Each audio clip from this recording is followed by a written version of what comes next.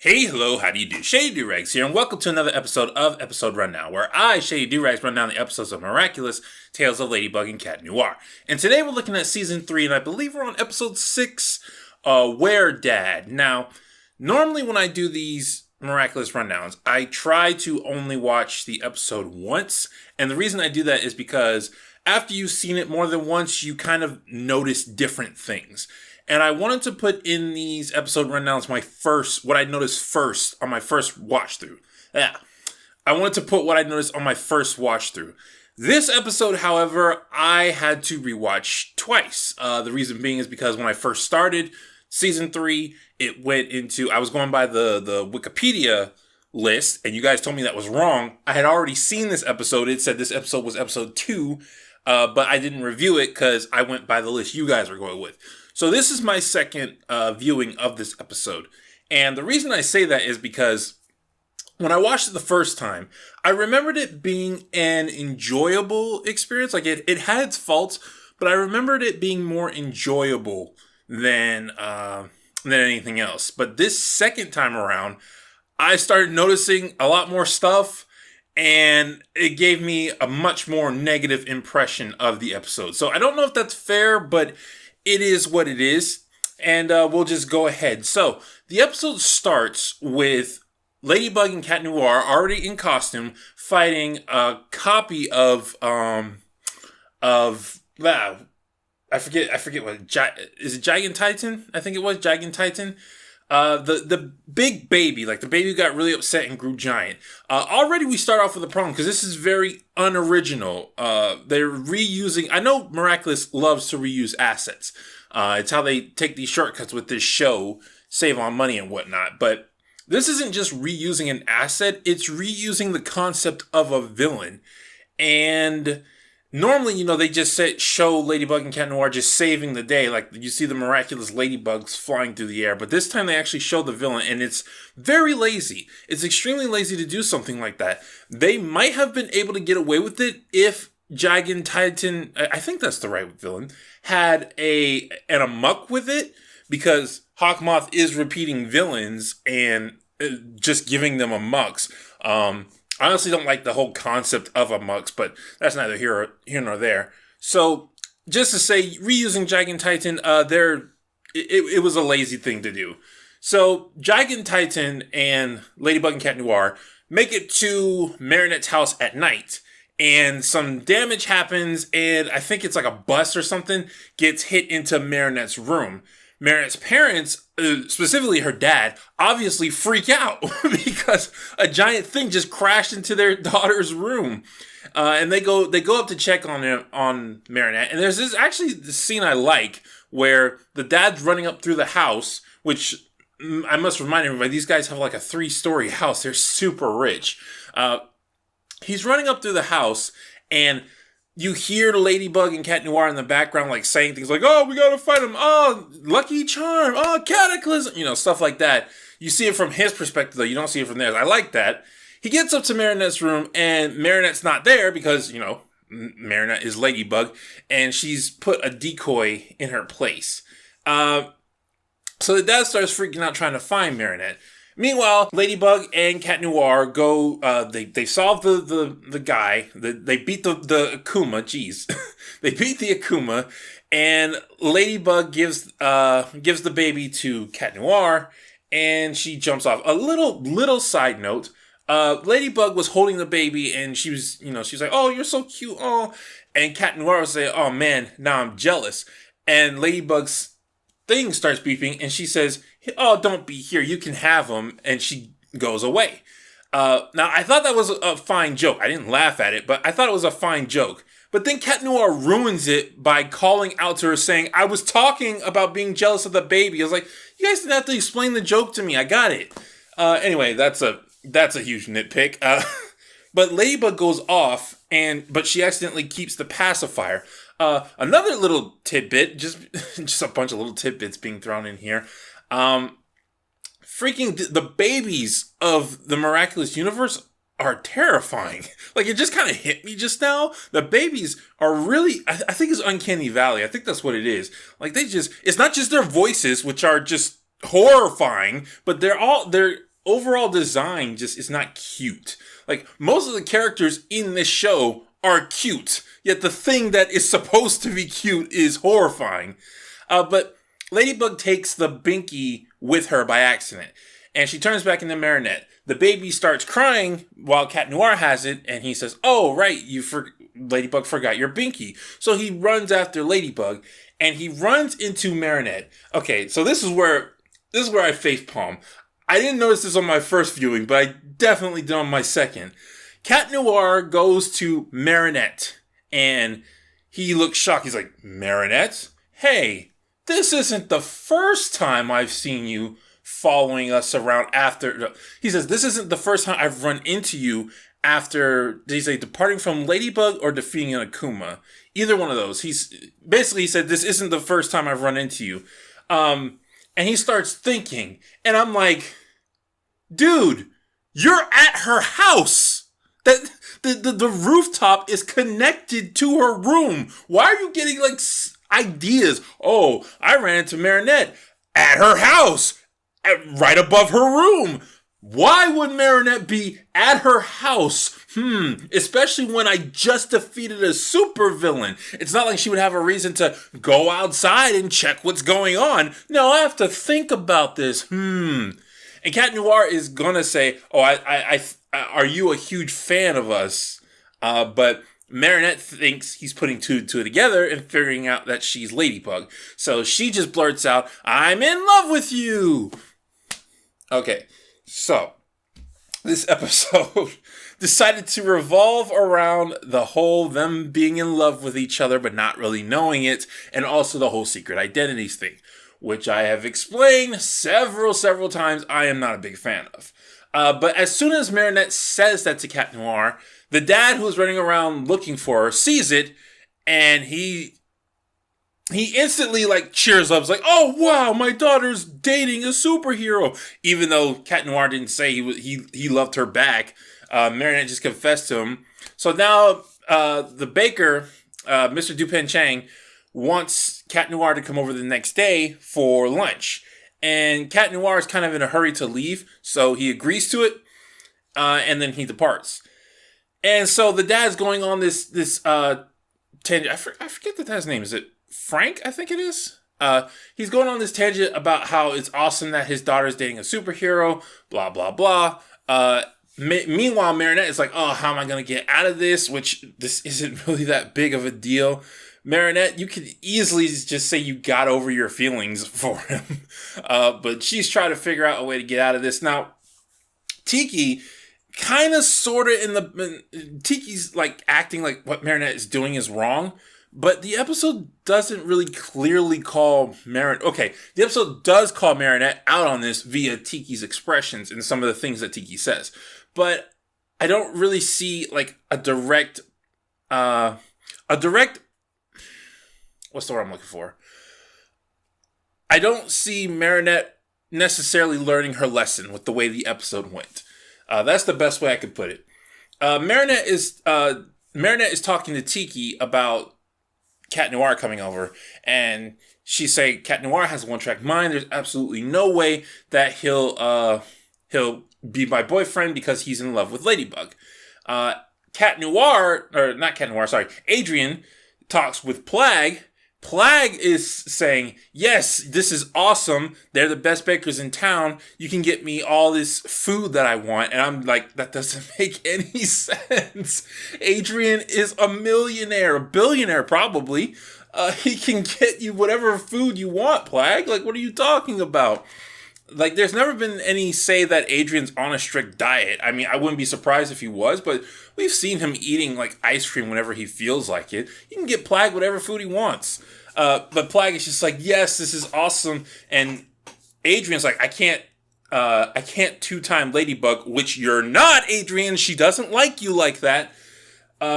Plague says, "It's fine." And then he sneakily says, "Especially since they're the same person," which puts a little, it makes you not hate Plague. The fact that he knows that Marinette and Ladybug are the same person, and that Adrian wouldn't be technically two-timing anyone.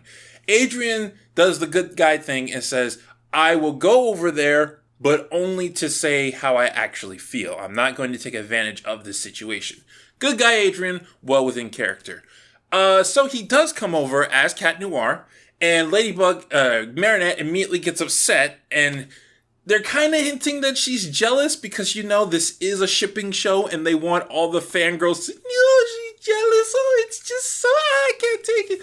All right, remind me to never do that again. But Cat Noir comes over and the dad is just going on and on and on. It's his delusional fantasies that these two are going to be together. He's just super excited. It's kind of like the opposite of your stereotype dad in shows where they just don't want their daughter to date anyone. But he's just making Cat Noir all these offers. Hey, you can become a baker. You can work here. And he says something that kind of caught my interest. Marinette says, hey, Cat Noir is a superhero. He's going to be way too busy fighting crime to be there for me. And Mr. Dupan Chang says, oh, don't be silly. He's got to defeat Hawkmoth sometime. And when that happens, he's not going to need to be a superhero anymore. And I'm like, okay, that's technically true. But the show's really bad at working towards that goal. And B, we know the background history of the Miraculouses. We know that they're only there to stop Hawkmoth. Any other help they give is just being good Samaritans. But would most people stop being superheroes just because the main baddie is taken care of? Like, they would still be superheroes. But anyway, Cat Noir says how he feels. He's in love with somebody else. He can't date Marinette. And Marinette is about to, Marinette is thankful that she got out of the situation, but she fakes it and she starts crying. And this is where I really facepalm myself, because I've said this over and over again. They've made it pretty clear that Marinette has an issue with liars, especially with Lyra, that being Lyra's main thing. Or is it Lila? Oh my goodness, I can never remember that girl's name. Lila. I'm pretty sure it's Lila. Especially with Lila being a thing. But then random moments when it's convenient for her, especially with hiding her secret identity, she's fine with lying. And she's not only fine, she's happy. Like, she pretends to cry and runs out of the room, and then she goes in her room and just swirls in the chair like la la la la la, like the situation just took care of itself. And this actually speaks to a social commentary. I'm about to get a little bit political in here. I know I don't like politics either, but I did want to bring this up. There's a whole thing going on with guys can get away with certain things and girls can get away with certain things. And one of the big things is that females, if they cry, they can get away with a lot of stuff. And that's basically what happened here with Marinette. She cried and ran out the room and was perfectly, almost sociopathically happy with what had occurred. Even though, like, if she just took a moment and thought about it, she just made all these people believe she was horribly sad. She just, her father's heart was broken seeing his little girl cry like that. And so Cat Noir respectfully says, I don't want to bother you anymore, and gets up and leave. The dad gets angry because this is like, again, the stereotype dad, that cliche. This is their worst nightmare, where their daughter dates a guy and then he breaks their heart. And Hawkmoth senses it, sends an Akuma, turns him into Weredad. And basically, what happens is the rose that Cat Noir brought, which it was so weird that he decided to bring that in the first place since he wasn't going to be romantic. But that's where the Akuma is, and it grows huge, entrapping Marinette inside. Cat Noir, he still hasn't left. Like, he's still on the block. Runs back inside. It says, I'm sorry, I'll help you. Mom gives a good lesson. Don't apologize for your feelings, Cat Noir. You have every right to not like someone. Cat Noir goes up the rose. We see Weredad. I like his design. His power is kind of, I think it's just supposed to be like a Beauty and the Beast type thing. But he's basically super strong. That's basically his only power. The rose itself is somewhat powerful because it keeps Marinette trapped inside, and it makes it so no one can get to her. Like Tiki explains this, the imprisonment is magical. No one can get to her. So Marinette is inside this rose thing, and Tiki's trying to get to her so she can transform into Ladybug, but she can't because she's being magically kept away from her. So on the surface of the rose, Cat Noir comes to Weredad, and they start fighting. And again, this is probably where I lost like the most enjoyment from this episode.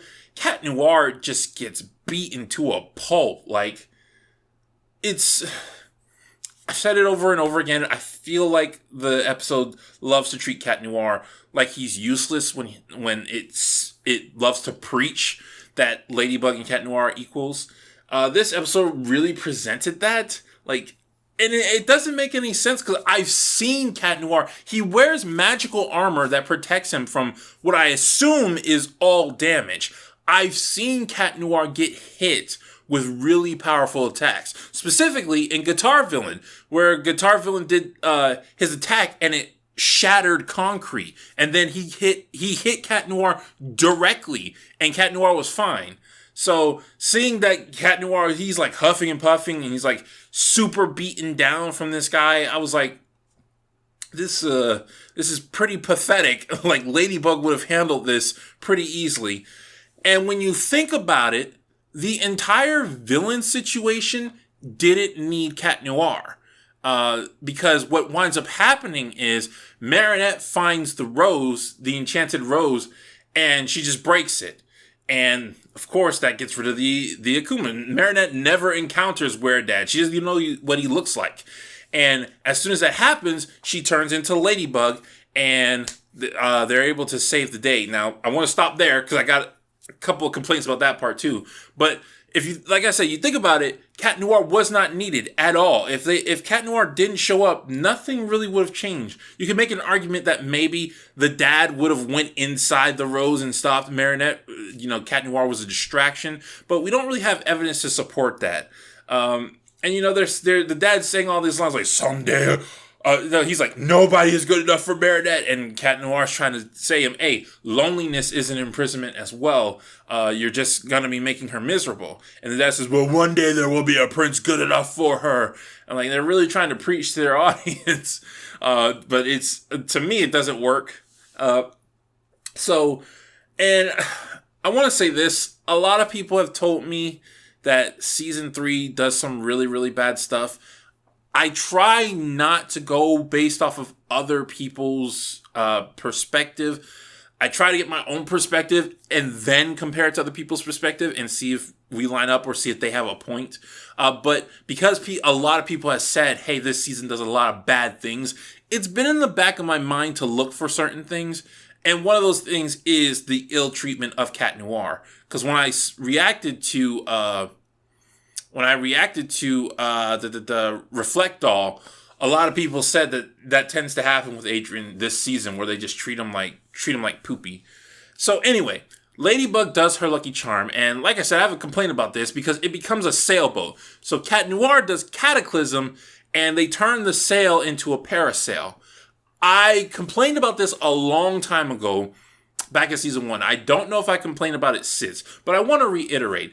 The lucky charm, when it does something like that, to me, it's so convoluted, and it's trying to force Marinette to look clever. What I mean is, Marinette needed a parasail. That's what she needed. The lucky charm could have just given her a parasail, but instead it gave her a sailboat, and she had to craft a parasail out of it. Why didn't it just give her a parasail? And I know why, story-wise, because they need to make Ladybug the creative one. I kind of thought of that last episode, too, with Reflect Doll. They said, oh, you might need a giant coin. Why didn't they just give Cat Noir a giant coin? Like, he would have figured it out if it had been a giant coin instead of a mirror. But they gave him a mirror because of the joke, which I thought was really funny.